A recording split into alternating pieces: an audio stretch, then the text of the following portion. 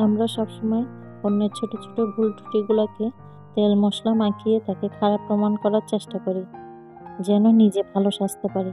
আসসালামু আলাইকুম everyone, welcome back to my channel. আমি লিলি, আর লিলিস ফ্যামিলিতে আপনাদের সবাইকে ওয়েলকাম জানাচ্ছি আরেকটা ডেইলি লাইফস্টাইল ব্লগ ভিডিও নিয়ে। আশা করি কাছে এবং দূরে, দেশে বা দেশের বাহিরে, যে যেখান থেকে আমার ভিডিওটি দেখছেন, সবাই আল্লাহর অশেষ রহমতে ভালো আছেন, সুস্থ আছেন। শুকর আলহামদুলিল্লাহ, আমার পরিবারও বেশ ভালো আছে।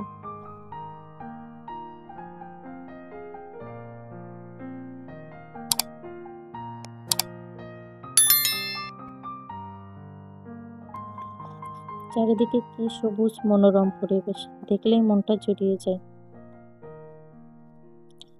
তো প্রথমে যে কথাগুলো বললাম, আসলে সেই কথাগুলো এজন্যই বললাম, কয়েকদিন ধরে দেখছি আমাদের যে এই যে প্ল্যাটফর্ম, মানে এই যে আমরা যারা ইউটিউবে কাজ করি, তো এই ইউটিউবে কাজ করার মধ্যে দিয়ে কিন্তু আমরা কেউ কাউকে চিনি না, শুধু আমরা একে অপরের ভিডিও দেখি, সেই হিসাবে আমরা একে অপরের পরিচিত হই, একে অপরের সাথে আলোচনা করি বা কথাবার্তা বলি বা মেসেজের মাধ্যমে বা কমেন্টের কমেন্ট বক্সের মাধ্যমে বা কেউ ইনবক্সের মাধ্যমে, যাই হোক, কিন্তু এখানে সবাই কিন্তু আমরা কাজ করি, তাই না?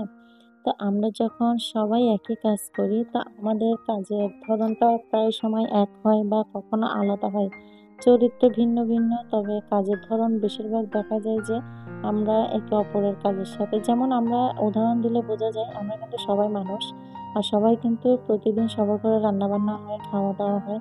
এই বিষয়ে কিন্তু আমরা বেশিরভাগ সময় মেয়েরা এই যে বলো ভিডিও করি বা এই প্ল্যাটফর্মে কাজ করার মধ্যে দিয়ে যে আপনাদের সাথে শেয়ার করি। তবে ইদানিং যেটা দেখা যায় যে এই প্ল্যাটফর্মে কাজ করতেও মানুষ, কিছু কিছু মানুষ, আমি সবার কথা বলবো না, কিছু কিছু মানুষ ইদানিং দেখি যে একে অপরের যে ছোট ছোট ভুল ত্রুটিগুলো উপরে তুলে ধরে, মানে ওকে খারাপ করে নিজেকে যে ভালো প্রমাণ করার যে চেষ্টা, দেখা যায় যে লাস্টে গিয়ে নিচেই কিন্তু সবচেয়ে বেশি খারাপে পরিণত হচ্ছে মানুষ। আসলে আমি এটাই বলবো, মানুষ কিন্তু মানুষকে খেয়ে চিনে না, দেখে চিনে না। মানুষ মানুষের ব্যবহারের মাধ্যমে মানুষকে চিনে, যে সে কোন লেভেলের মানুষ বা কোন ফ্যামিলি থেকে আসছে বা তার বংশ পরিচয় কিরকম হতে পারে, তার ব্যবহার। আসলে একটা জিনিস কিন্তু খেয়াল করলে দেখবেন, আমরা কিন্তু আগে প্রায় সময় শুনতাম যে আমরা নানি দাদিদের মুখে অনেক সময় শুনছি ব্যবহারে বংশের পরিচয়। তো আমাদের এই লেভেলেও কিন্তু সেম। তো দেখা যায় যে আমরা যে ব্যবহারগুলো করতেছি, আজকাল দেখতেছি যে এই অনলাইনের মাধ্যমে, মানে এই যে সোশ্যাল মিডিয়ায় যারা কাজ করতেছে একে অপরের, মানে বদনাম, ও খারাপ, এ ভালো, ও ভালো না, ও খারাপ, ও শ্বশুর বাড়ির লোককে দেখে না, ও বাপের বাড়ি নিয়ে ব্যস্ত থাকে, এই ধরনের কথাবার্তা যারা বলে, বা ও খারাপ ছিল এই সেই, আবার আমাকে কেউ ভালোবেসে বেশি দেখতেছে বা বেশি আমাকে ফলো করতেছে, সেই জন্য আমাকে, মনে করেন, সাপোজ আমি উদাহরণ দিই আপনাদেরকে, কেউ ধরেন, আপনি ধরেন ধরেন আপনারা আমার ভিডিওগুলো বেশি দেখতেছেন, আমাকে বেশি ভালোবাসতেছেন, সেই জন্য আমার প্ল্যাটফর্মে আরেকজন যারা কাজ করতেছে তারা আপনাদেরকে বলতেছে যে চা তোরা যেয়ে ওর বাচ্চার ঘুম উৎসাপ কর। এটা কোনো কথা? তাহলে যারা যে কথাগুলো বলছে তার ভিডিও কিন্তু অনেকে দেখে, তার মানে কি তার ভিডিও যারা দেখে বা তাকে যারা ভালোবাসে, তারাও কি এসে ওনার বাসায় ওনার বাচ্চাদের ঘুম উৎসাপ করবে? এটা কোনো ব্যবহার? এটা কি মানুষের মধ্যে পড়ে? আমি তো বুঝি না এই ব্যবহারগুলো, এই প্ল্যাটফর্মে কাজ করে এই মন মানসিকতা নিয়ে এরা কিভাবে বলে এই কথাগুলো। আসলে আমি শুনে, ওনার ব্যবহার শুনে অবাক হয়ে গেছি। আমি নাম বলতেছি না, তবে আপনারা হয়তোবা ভিডিও দেখেন, যারা একে অপরের ভিডিও দেখলে হয়তোবা দেখবেন যে এই ধরনের ব্যবহারগুলো যারা করতেছে, ওনারা এই প্ল্যাটফর্মে যাদের ভিডিও হাজার হাজার মানুষে দেখে, এই ধরনের ব্যবহার নিয়ে ওরা এই প্ল্যাটফর্মে কিভাবে টিকে আছে বা কিভাবে কাজ করে, এই জিনিসটা আমার মাথায় আসলো না।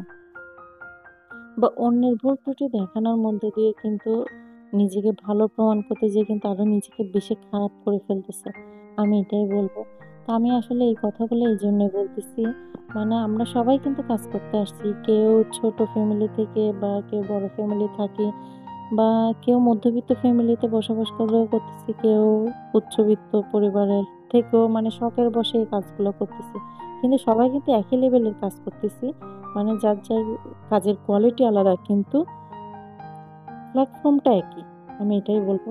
তো এখানে যেহেতু আমরা সবাই একই কাজ করতেছি, আমাদের কিন্তু এখানে মিলেমিশে থাকা উচিত।